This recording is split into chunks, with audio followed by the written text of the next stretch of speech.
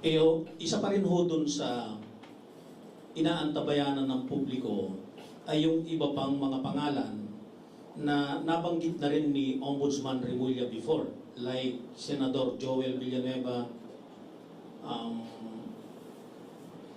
Senador Chis Escudero.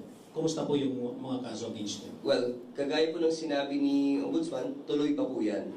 At yung mga kaso na yan ay, well, for one, yung kay Senator Joel, hindi po sang-ayon yung ating mga investigador doon sa findings po ng Department of Justice.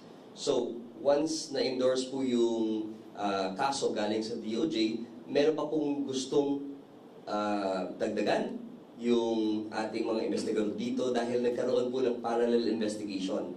I just want to remind na nung nasa DOJ pa po kasi yung kaso ni Senator Joel, iilan lang po sa mga witnesses or testigo ang pumunta sa DOJ. Dahil if you will remember, at the time na nandun pa po si Ombudsman Remulla bilang kalihim ng kagawaran, nagsimula na ho kami ng pag-interview ng mga testigo doon. So yun lang po ang siguro na-interview ng DOJ. Pagdating ho dito, meron na pong parallel investigation na naganap din. So we are reconciling the facts and the evidence for that case, pero patuloy pa din po yan.